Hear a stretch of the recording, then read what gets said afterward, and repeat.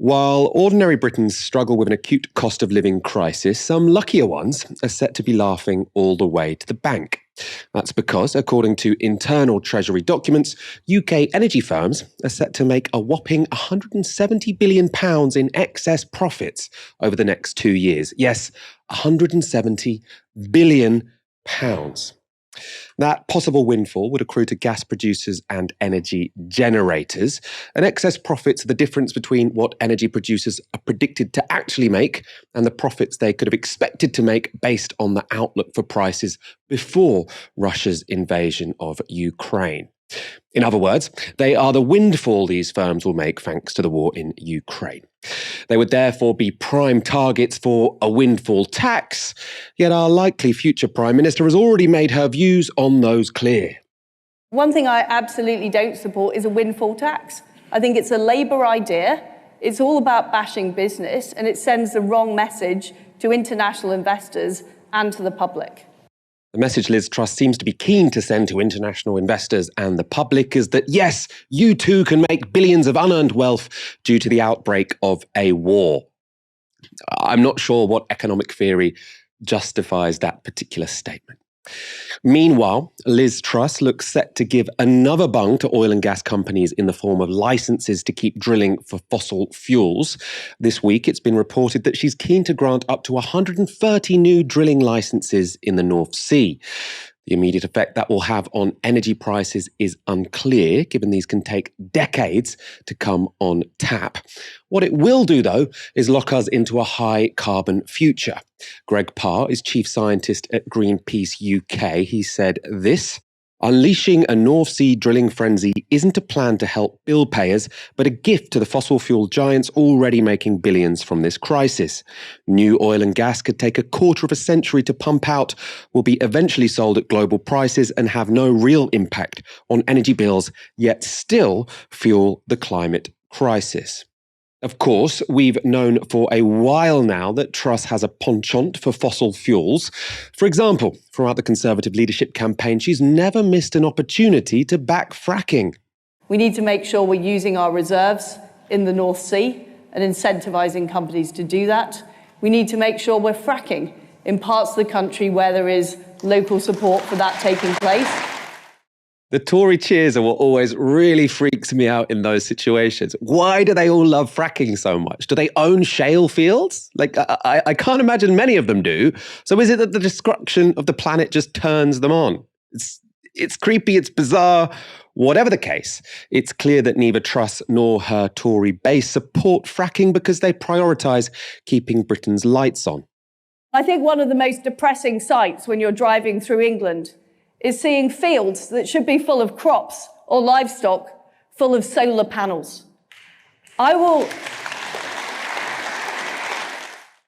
So weird. That's how you get a big round of applause at a Tory hustings. You say, what we're going to do is we're going to begin fracking. We're going to stop the moratorium on fracking. Fracking, by the way, incredibly dangerous, partly because there's these sort of local issues. What does it do to the water supply?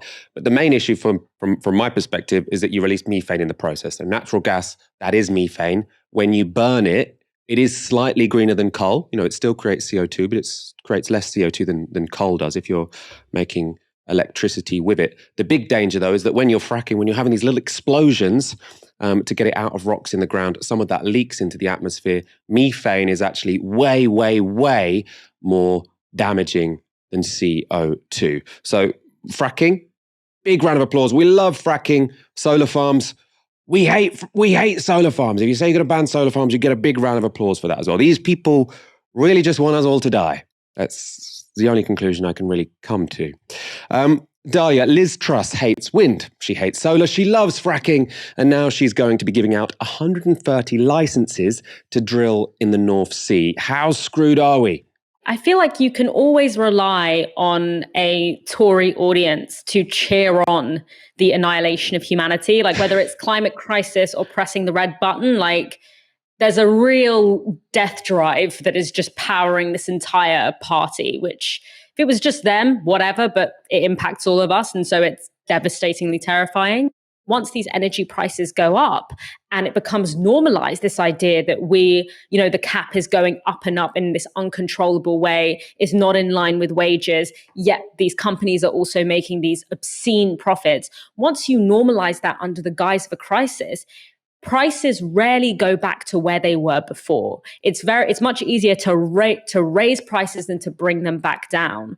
So at this point, it feels that, attempts to sell this as a kind of natural law of economics or a kind of, existential crisis that we have no power to control how it's distributed or how it plays out. It's very clear that that is an entirely false narrative, and that what we are experiencing right now is a classic example of a shock doctrine, where a crisis is used in order to secure interests and secure norms that are ultimately harmful to the rest of us, and that we would not accept prior to that crisis, and we should not accept in the middle of a crisis as well. It's a bit like we're now saying, oh, if only the bills could be frozen at £2,000 when they were £1,000 a year ago. Now that seems affordable. I just want to return, very quickly to the point of this distinction between the solar, the wind, and the gas, and the approach of the Conservatives, because the argument they're going to use right now is to say, look, there is a gas shortage now. We're feeling the effects of it. And they're right. There is a gas shortage now and we're feeling the effects of it. That's why energy prices are going through the roof, partly profiteering, but also because there is a shortage because we have been over-reliant on Russia, or Europe in general has been over-reliant on Russia, and that's pushing up the prices. But the reason that doesn't really stack up is because if Jacob Rees-Mogg was standing up, if Liz Truss was standing up, if all of these people were standing up and saying, whatever can get energy, whatever can get electricity into your houses, we will back, right? That would at least be, I would disagree, but it would at least be a respectable position. If they say, gas, let's do it. Solar, let's do it. Wind, let's do it. Now, again, I don't necessarily agree. I think we should be more ambitious than that, and we should be winding down gas because we are already seeing the catastrophic effects of climate change. But at least it would be coherent. But that's not what they're doing. They aren't standing up and saying, whatever it takes to get cheap energy in your house, we'll do it. No, they're saying, oh, no, solar, we couldn't possibly do solar farms. Wind, onshore wind, we couldn't possibly do that. But for some reason, fracking, which is uglier and more environmentally destructive, even to the local area than wind farms is, or solar farms, that's fine. And offshore oil and gas is fine. Like, I can't find any coherency in that narrative whatsoever, other than your only interest being, how do we fill the pockets of oil and gas giants? There's no other way to make that story make sense, unless you are just looking at the Conservatives and the Conservative base as people who are fighting this sort of self-destructive culture war where they just want to back anything that the left and progressives are against, even if that means hurtling us towards the apocalypse. Very distressing times. We are going to get now onto a story which is showing how the sharp end of climate change is really impacting people right now. Pakistan is still counting the costs of the floods which have devastated the country. 1,160 people have so far been confirmed to have been killed in the disasters caused by heavier than usual monsoon rains and melting glaciers that followed a severe heat wave.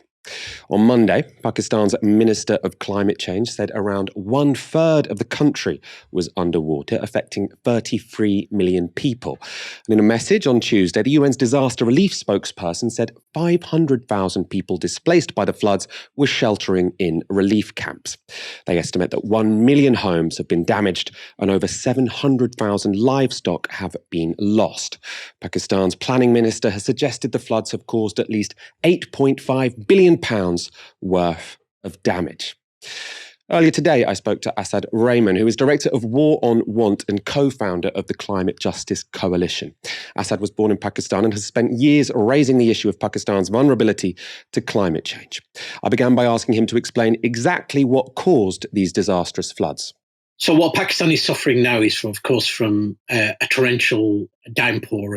The UN have called it a monsoon on steroids. But of course, what it really is the climate crisis coming into contact with structural inequality, poverty, and global temperatures, rising global temperatures. So Pakistan is just in this last year, has seen not just the fact that these rains, the monsoon rains, have come much sooner than they were expected, and of course much heavier than they're expected, but they've been combining, of course, with rising temperatures.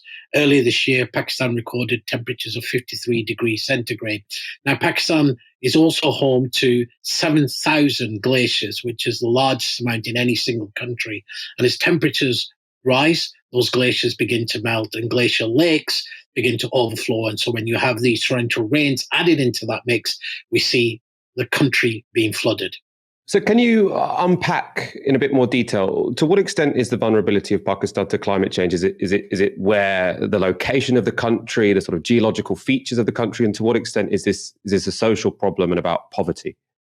Pakistan, like many other countries in the global south, have a geographical vulnerability because the reality of the climate crisis is that those countries who are the least responsible are the ones being most impacted.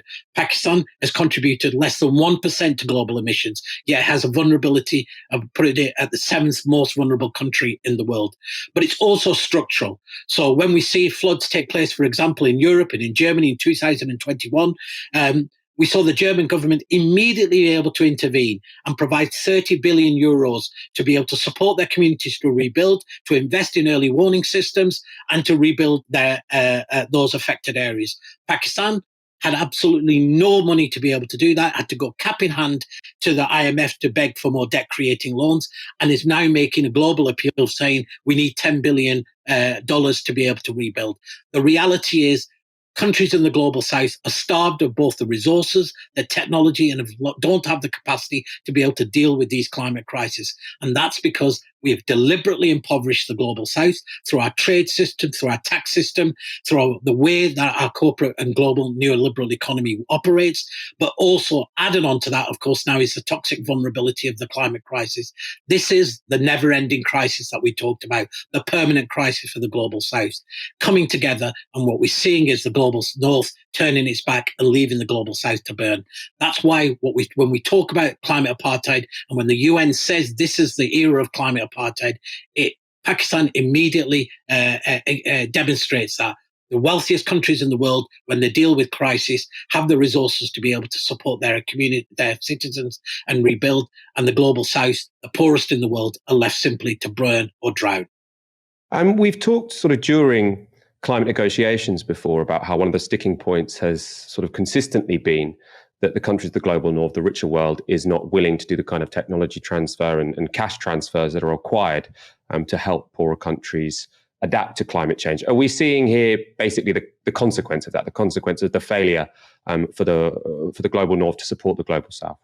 The question of climate finance, of course, is intrinsic to how we deal with this, with the reality of this never-ending crisis for the global south. Many countries in the global south face structural inequalities and injustices, part of a global economy which has stripped them of resources and finance, and of course fed those to the global north. And that's both a historical issue, both from during colonialism, where Britain took out £43 trillion from the Indian subcontinent, to, of course, with neoliberalism, of structural adjustment programs, demands on countries in the global south to develop their economies in particular ways to ensure that they didn't spend money on public services, on cutting their domestic expenditure, on the very things that are, of course, now needed to deal with the climate catastrophe. But the rich countries did promise 13 years ago to provide 100 billion in finance to the global south to be able to deal both with the adaptive measures that are needed. 13 years later, that promise is nowhere near being met. In fact, only a third of that money has been made available. The money is in debt-creating loans. In time, of course, the global north still takes out huge amounts of money from countries like Pakistan in debt reservice payments. So Pakistan in 2020 was up for paying 12 billion, and at this very moment was scheduled to pay hundreds of millions back to the IMF. And Yesterday, the IMF agreed a new tranche of loans to Pakistan. And of course, conditions will be attached to those loans, which will mean more further cuts in their domestic public expenditure, particularly around health provision, around public services, all the various things that now the people of Pakistan more urgently need. And of course, this is a country where 80% of people live in poverty and face issues around hunger. So those structural inequalities also have to do with how the people of Pakistan are able to respond to this crisis.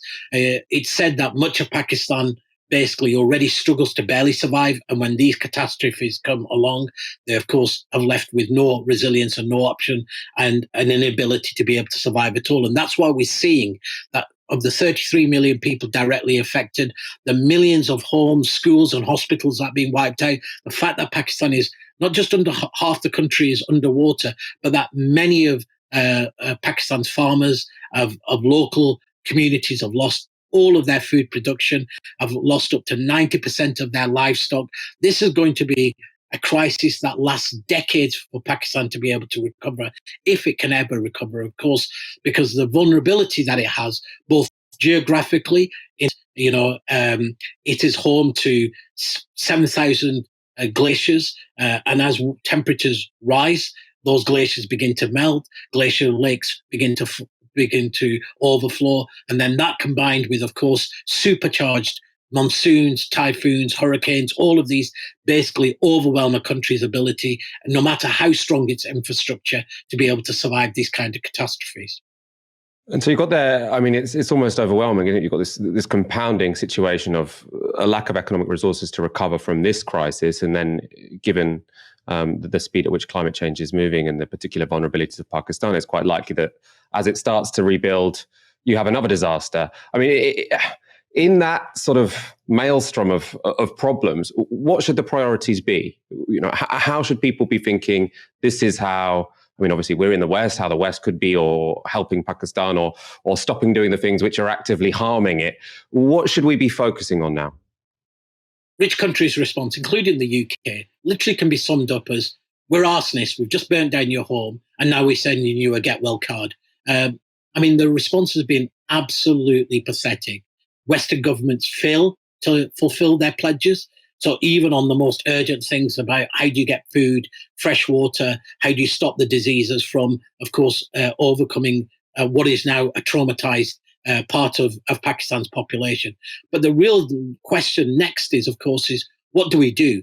Well, the first thing we can do is stop making the problem worse. We know that the extreme weather impacts are directly linked and connected to the expansion of fossil fuels. And it's deeply ironic that whilst the UK and the Prime Minister Boris Johnson was tweeting condolences to the people of Pakistan, we're also hearing the government announcing a new wave of licenses and approvals for North Sea gas and oil exploration. So we know that fossil fuels is the fire that is burning the planet. Stop expansion of fossil fuels. And the UK and particularly rich countries have the technology, have the resources and capacity to be able to say no to the expansion of fossil fuels. Of course, we know that the reason they won't do is because it's incredibly lucrative. The fossil fuel industry has a hold on our political system.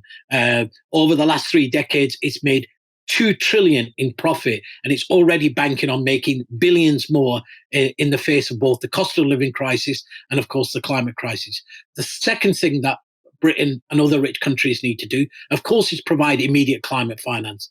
But also, really importantly, they've got to stop blocking progress on what is called loss and damage. And loss and damage exactly speaks to the question that the people of Pakistan face, which is, once the humanitarian crisis is over, how does Pakistan rebuild? Where does it get the $10 billion that it's needed? How does Pakistan invest in both its economy and its people to build that climate resilience? So recognizing, of course, that these damages that Pakistan is seeing are often, impossible now to recover from. But rich countries basically are refusing to accept any liability for these kind of climate catastrophes. And as long as they continue to refuse to accept liability, then countries like the Global South will have absolutely no option but to go cap in hand for more debt-creating loans to be able to deal with these crises. That was Asad Rehman speaking to me earlier today. And War on Want, his organisation, is launching an appeal for the Pakistan Labour Movement organisation, Labour Education Centre, which is providing humanitarian assistance through its union networks for low-paid workers and their communities. So you can check out the War on Want website from tomorrow if you'd like to donate. As the effects of climate change intensify, Liz Truss becoming Prime Minister is looking to be pretty disastrous for the future of humanity. Truss backs drilling for more oil and gas and backs fracking. Meanwhile, she opposes onshore wind and has a bizarre hatred of wind farms. She is, in short, the last leader we need. And it only gets worse when we assess who's set to be in her top energy team. It's long been touted that current Business and Energy Secretary Kwasi Kwarteng is set to be Truss's Chancellor, giving him key strategic direction over the British economy. Kwarteng has so far been one of the biggest proponents of drilling for North Sea gas, even going so far as to reclassify the fossil fuel as a source of green energy. That was to encourage pension funds to stop divesting in the industry. And now, according to The Times, the person set to take up Kwarteng's current job is this man, Jacob Rees-Mogg. He is being lined up as the new Secretary of State for Business, Energy and Industrial Strategy. And that's a concern because Mogg has long been a critic of climate action. Back in 2013, as a backbencher, he blamed high energy prices on what he called climate alarmism, arguing that people will die this winter because of the environmentalist obsession with the end of the world. In the piece, he wrote this: "There are cheap sources of energy, either available or possible, but there is a reluctance to use them. Coal is plentiful and provides the least expensive electricity per megawatt, while fracking may provide a boon of shale gas. Unfortunately, coal-fired power stations are being shut down because of European Union regulations, and shale gas exploration is moving at a slow pace." So back in 2013, Rees-Mogg was arguing for the expansion of coal, the absolute dirtiest of fossil fuels. And in that same article, he wrote this: "It is widely accepted that carbon dioxide emissions have risen, but the effect on the climate remains much debated, while the computer modelling that has been done to date has not been proved especially accurate. Skeptics remember that computer modelling was behind the collapse of Lehman Brothers and the global financial crisis. Common sense dictates that if the Meteorological Office cannot forecast the next season's weather with any success, it is ambitious to predict what will happen decades ahead." Now, anyone who's followed the climate change debate over the past decades will recognise what Rees-Mogg said there as a classic example of climate denial, trying to seed doubt where it shouldn't be. And now, if reports are true, this guy is set to be in charge of Britain's climate response. And it actually gets worse, I'm afraid to say. This is Rees-Mogg in 2017. How important do you think a green environmental approach to politics is nowadays? Depends what you're offering. I would like my constituents to have cheap energy rather more than I would like them to have windmills. So, global warming, for example, is that for you a serious issue, man-made climate change, or perhaps you don't accept that? If you read the IPCC report on this, it said that if we were to take action now to try and stop man-made global warming, it would have no effect for hundreds or possibly 1,000 years. I'm all in favour of long-term policy making, but I think trying to forecast the climate for 1,000 years and what little steps you make now, having an ability to change it, is unrealistic. And I think the cost of it is probably unaffordable. That was a complete lie. There has been no IPCC report which says that actions taken now will only have an effect in centuries' time. He is in fact twisting a very different claim that it could take centuries to reverse the climate change that has already happened. Of course, if we cut emissions now, that is going to have an effect before centuries' time. It's going to have an effect to limit the catastrophe of climate change, even if it can't reverse the climate change we have experienced so far. Now, if you're wondering why Rees-Mogg has this hostility to climate science and to renewable energy, this could provide a clue. It's a report from 2014 on Rees-Mogg failing to declare interest when intervening in debates in the House of Commons. The interests in question: investments in tobacco and energy firms. Finally, just in case you suspected that the extreme weather we've witnessed in the past couple of years might have changed Mogg's mind when it comes to climate action, here he is speaking to Nick Ferrari earlier this year. I think what we actually need is to make the economy more efficient. We need the supply side reforms that take obstacles out of this country. We need to be thinking about extracting every last cubic inch of gas from the North Sea, because we want security of supply. But 2050 is a long time off. We're not trying to become net zero tomorrow, and we are going to need fossil fuels in the interim, and we should use ours that we have got available. And these are supply side reforms, these are regulatory reforms that allow things to happen and to happen quickly. Yes, Jacob Rees-Mogg wants to cut regulations so that every last drop of gas can be extracted from the North Sea. This is despite the International Energy Agency stating in a recent landmark report, there is no need for investment in new fossil fuel supply in our net zero pathway. Beyond projects already committed as of 2021, there are no new oil and gas fields approved for development in our pathway, and no new coal mines or mine extensions are required. Now, that was thought of as being particularly significant because that wasn't a climate change body, that was the International Energy Agency. They've often been a bit of an advocate for the development of fossil fuels. Their role when it comes to UN organizations is to say, how do we get enough energy into the world? Even they are saying, we do not need any new oil, we do not need any new gas fields. Now, Jacob Rees-Mogg, but it also applies to Liz Truss, it also applies to Kwasi Kwarteng. They are desperate to open as many new oil and gas fields as they can in the North Sea. Dalia, I want to know your thoughts on these briefings that Jacob Rees-Mogg looks set to be the Business and Energy Secretary, be a big promotion for him and putting him in charge of a really, really strategic role. I mean, just when you think you've seen like the worst case scenario, I feel like British politics just like humbles you in the most brutal way. I mean, basically, to kind of really simply put it, we have fewer than 10 years now to mitigate against the most extreme and irreversible impacts of climate breakdown. And that involves not digging any, like decommissioning all fossil fuel projects and certainly not starting any new ones.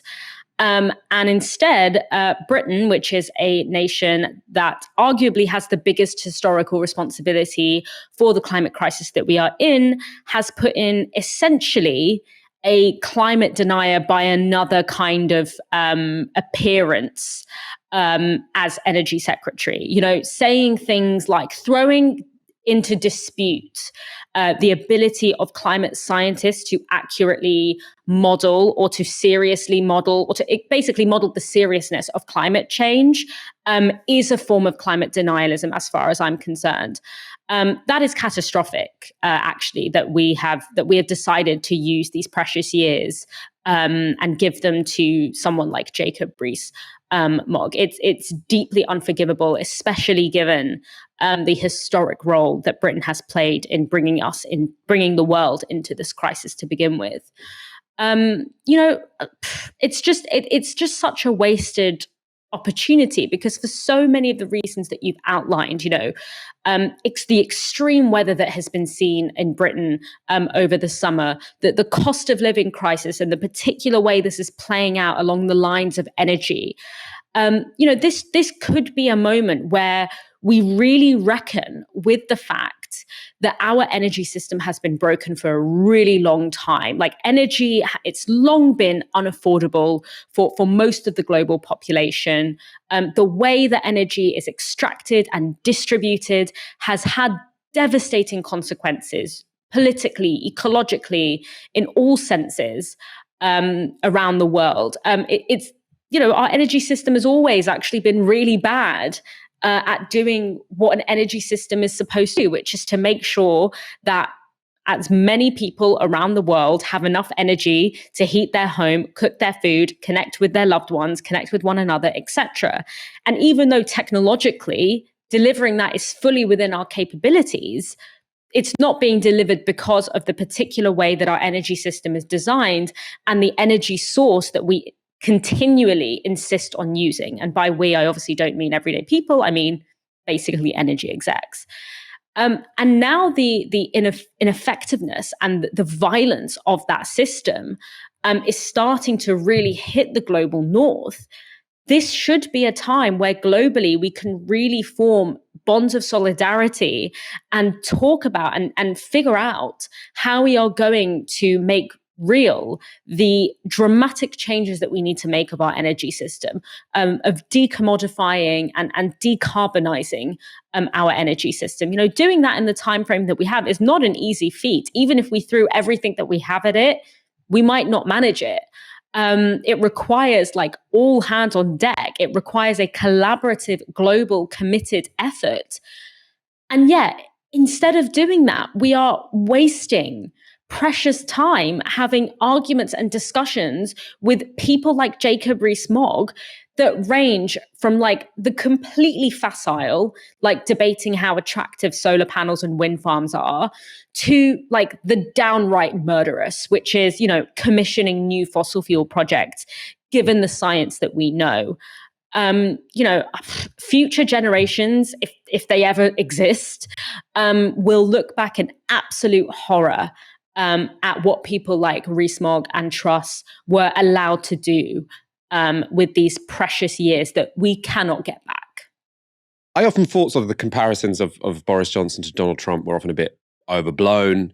But this does seem a bit like a Donald Trump appointment. Obviously, this would be Liz Truss making this appointment, not Boris Johnson. Putting someone who has a history of not really believing in climate change in the department that is responsible for climate change, and then also having this sort of just bizarre politics of saying onshore wind, we couldn't possibly do that. Solar farms, we couldn't possibly do that. And saying it to their base in the Tory party. It reminds me of those Donald Trump speeches where he's talking to his really right-wing Republican base, sort of complaining about how wind farms kill birds. Now, when we watched those clips in the UK, everyone was like, God, what an insane guy. Thank God, our politicians might be bad, but at least they're not Donald Trump. Now we have the next government looks set to, and actually this has been a case for a long time, it's essentially impossible to build new onshore wind because it's so easy to object to it. Local communities don't get to have a vote and make a majority decision on whether you build wind farms onshore. If you have a few people who are against it, doesn't happen. Now that's not the case with all developments, but the Tories have made that the case with onshore wind because they have some ideological, dogmatic opposition to it. Now we're seeing exactly the same thing with solar farms. And I do just feel like if it was Donald Trump saying what Jacob Rees-Mogg and Liz Truss are saying, people in this country would be, oh, God, what are they doing over there? How have they let this person get into power? Isn't this terrible? We're all completely alive to the risks of climate change because we're sensible, educated people. What's wrong with them over there? We've now got these people who are about to enter office here. Right? Boris Johnson was silly. Boris Johnson was stupid. These people are actually more ideologically committed to the end of the world than Boris Johnson was. Apparently, it was often reported that he was sort of pushing back against this idea that we should unban fracking or that we should go hell for leather in terms of digging in the North Sea. Potentially, his girlfriend, now wife, was somewhat concerned about climate change and green issues. These people are more extreme than Boris Johnson, and they're getting closer and closer to the Donald Trump wing of politics when it comes to climate change. That's very, very scary.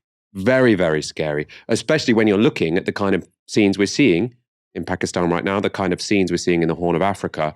Climate change is killing a lot of people right now, and we are putting these amateur jokers in power who get their climate science from the back pages of The Spectator and then weird blogs by James Dellingpole. It's terrifying, and the consequences are going to be really disastrous. And I don't think people in this country have woken up to quite how extreme our next government is going to be. How would you feel about a single ticket which costs you £9 a month and gets you unlimited travel on Britain's regional trains, subways, trams, and buses? Well, it doesn't matter because you're not going to get one. But for the past 3 months, people in Germany have been able to. The policy was implemented to try and soften the blow of increased inflation, but it has also had a positive side effect, saving 1.8 million tonnes of CO2. That's equivalent to powering 350,000 homes for a year, according to research from the VDV Public Transport network. In the course of the pilot, some 52 million of the tickets have been sold, with 1 in 10 buyers ditching at least one of their daily auto trips. The finding was based on results from a government-commissioned survey. Dalia, you've been in Germany the last couple months. Have you taken advantage of this ticket? Oh, there isn't a single corner of Berlin that hasn't seen me. Like, I have been everywhere. Like, as a Londoner, this has been a complete revelation for me. Although one thing I actually find really interesting is I read somewhere that it actually would have been cheaper to just let everyone have free transport, because rather than pay the €9 for the monthly ticket, because, you know, you have to pay for the tickets to be printed and the app to be like designed, and the, you know, hire ticket inspectors to check that everyone has their €9 tickets.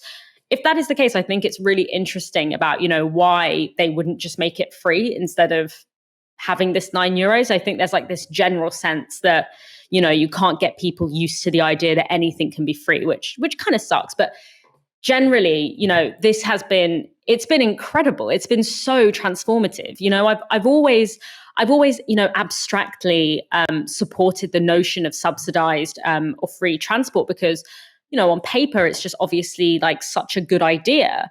But actually living with what has essentially felt like free transport, like I'm an absolute free transport fundamentalist. Like, it has so many knock-on effects that are just so wonderful. You know, my partner went back to London for like 2 days, more than 2 days, a few days. And because he had to go to a wedding. And in literally less than 24 hours that he had been in London, TfL had just charged him £11, which, like, given I've been living on this €9 a month ticket, I was just like, I actually looked at that for how wild and unreasonable it actually is. Whereas when I was in London, that just was normalized.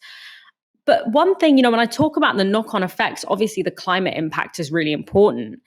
But there's also, like, I didn't anticipate how much of a difference not having to pay astronomical prices to get around the city would make to just my overall quality of life. Like, I tweeted about this earlier, but I think it's worth repeating that, you know, I've been here writing up my PhD, and when I'm doing a kind of big work project like that, I can get a bit isolated. I can get a bit introverted. Like, I'm already a bit of a homebody. And, you know, I can kind of lose myself in it and end up getting kind of low and getting quite depressed, actually. But having this essentially free transport basically means that when I'm weighing up, like, oh, you know, it's probably good for me to go out and do something, see my friends or whatever. But I really feel really drawn to just kind of spending the evening alone and being at home with my partner or whatever. Now that I have this free transport, it's like, look, I'll just go out on a limb. It literally doesn't cost me anything. And if I don't want to be there after 10 minutes, I'll just come home. Obviously, what ends up happening is that I've ended up having like this much fuller life, and I feel so much more connected to like the city and to my friends here and to everything, just by that small adjustment of not having to pay £10 a day on travel, which is what I was paying. You know, in London, that was what it would cost to have a commute to and from my office and to do like one other thing in the day, go to the gym, go and see my friends or whatever. And, you know, even if you would take away that as well, the environmental impacts and the well-being impacts, even if you are a growth economics person, like from the growth economics perspective, not having to spend that 10 quid a day on travel means that basically I'm like getting a coffee every day from a local coffee shop, or I'm buying a sandwich from a local bakery. I'm going to a museum. I'm getting a beer with friends, and I'm spending that £10 on that instead of, you know, to a private train company. And so I'm spending money in the economy. I'm giving tips to hospitality workers. It's that whole concept of like getting the economy going. Something so simple as that has just made a massive impact on the distribution of where I'm spending my money. And for me, it's just proved what so many of us in the climate justice movement have said for years, which is that so many of the measures that are needed to tackle the climate crisis are actually measures that are good for us in so many other ways.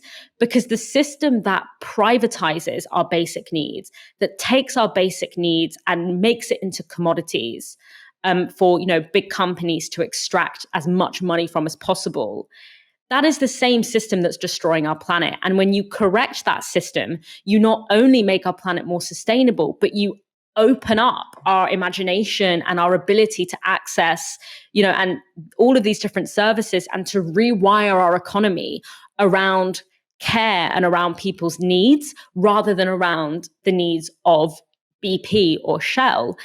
And so a lot of the time we think about, taking action on climate, we've been told that it's all about, what we're not going to be able to have anymore, about this kind of green austerity narrative, which is completely false. Because yes, of course, our consumption patterns are going to change, but we're going to gain so much, and so much that is so much more meaningful than the things that capitalism has sold us. There's so many different kinds of luxury and different kinds of things, like clean air, like free transport, like well-insulated housing. And these are all things that taking action on climate change and tackling the root causes of climate change will liberate us to do. And, in this really tiny way, which is just having subsidized public transport, so many of those things that I always believed politically in a kind of abstract sense, I've gotten like the tiniest little window into what that could actually look like in reality. It runs out at the end of this month, doesn't it? What's the, is there a big movement to keep it going? What are the political parties saying we want to keep it? Who wants to get rid of it? Yeah, I mean, it's as you would think, like the Green Party, the left parties are saying, either continuing it at 9 years. I actually have no idea what's going to happen tomorrow. That's kind of one weird thing about every time I Google it, it's like discussions are being had about what to do. And it's like, it's literally in like less than 4 hours, like, what's going to happen, guys? But essentially what I think will happen is that some form of subsidized public transport is going to continue for the near future. I don't think it's going to be €9, but it might be something like €29. That's the number I've been hearing. Or it might be like a yearly ticket instead of a monthly ticket. But essentially some form of public heavily subsidized public transport. Let's not forget, that monthly ticket before this was €83, which is high now. Now to me that sounds absurd, but compared to what you pay in London, it's very little. But all of the things that I've heard have basically been that for the foreseeable future, some kind of heavily subsidized public transport is going to continue. It just might not be exactly what we've had for the past few months. This week, the campaign group Enough is Enough held an enormous rally in Manchester. Speakers included union leaders Dave Ward and Joe Grady and Manchester Mayor Andy Burnham. But perhaps the standout intervention came from a dinner lady speaking to Politics Joe. I'm a dinner lady in Lancashire, and just before the summer holidays, when the cost of living crisis really started kicking off, I've just noticed I spend as much time taking food away from children as I do serving it. And to be honest, it's not what I took the job for. I never dreamt that I'd be having to tell children, you can't have that, you've no money on your account. And it used to be, when I first started a year ago, okay, once a month, there might, parents forget to put money on at the beginning of the month. And you get that. But now you're talking 10 to 15 children a shift every day, every single day. And I'm saying, you can't have that, there's no money, And it's breaking my heart. You see them, they're in a queue full of all their peers and other school children, and it's humiliating for them. It's so humiliating. They just look at you like, well, what am I going to eat? And it's like, I can't give you anything. I'm sorry, and I'm just dreading going back to work. I'm dreading October. And to be honest, it's getting to the point where I'm just like, I don't even think I can do this job anymore. I didn't take the job on to starve children. I'm sorry, it's just... it's just something has to give, and I just don't think it should be children's spirits. I'm sorry, That clip has really clearly struck a nerve. It's been, I think, viewed 3 million times on Twitter. I mean, Dalia, what can you say after watching that? I mean, it's just heartbreaking. Yeah, I mean, it's just awful. And I think what I found really surprising there actually was that how how much she said it's changed in the past year. You know, we often think about, okay, Tory austerity is this thing that's been going on for 10 years, for 15 years. And I think it was already so bad, but the fact that it's gotten worse by so much, by so many, by such an intensity in the past year is really something. But, you know, I've always said that there's a real cowardice to austerity politics. Because let's not forget, I think thinking of austerity as this thing that only happened for this decade in British economic history is kind of a misnomer. Like, austerity is very much part of neoliberalism. I would say it's been the kind of governing principle pretty much since Thatcherism. And there's a real cowardice to that economic system, because the people who make the decisions, like the architects of that system, whether it's, you know, Margaret Thatcher or George Osborne or Rishi Sunak, they aren't the ones that actually have to look people in the eye on the front lines and deliver them the consequences of those policies. You know, they aren't the GP receptionists or the GP doctors having to tell people that, you know, they can't get an appointment for like several weeks. They aren't the administrators of universal credit who have to tell people that their social security is being cut. They aren't, you know, the workers like the one that we just heard from having to tell hungry children in front of their classmates that they don't have enough money to buy lunch that day.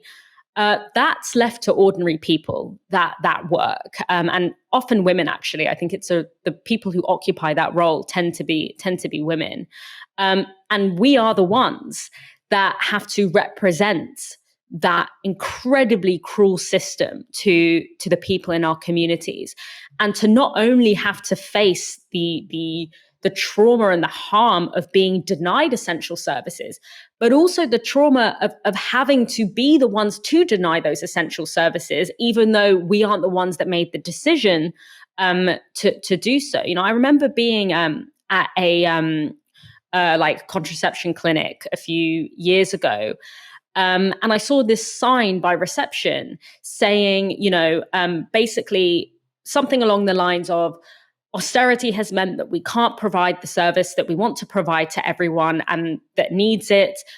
Please don't take this out on our staff who are trying as hard as they can with the resources that we have. And the implication there was basically that staff have experienced abuse from patients who are desperate and scared and heartbroken and are reacting in ways that you can expect that someone would react when they are afraid for their health and are being denied the care that they need. And they don't have anyone to hold accountable. There's no system of accountability to the people who actually made the decision to create that system, and no way to appeal to them. And so, yeah, they take it out on the person who's in front of them. And so it always really angers me when people like Rishi Sunak and George Osborne and whatever do this sort of macho talk about how like the decision to cut services is so tough, and you know they're such a tough and strong leader, and you know because they've taken that tough decision. There's nothing tough about making that abstract decision when it's not going to affect anyone in your community and you're not going to have to actually deliver it to people on the front lines. Like, you wouldn't last 5 minutes on the front line of public services.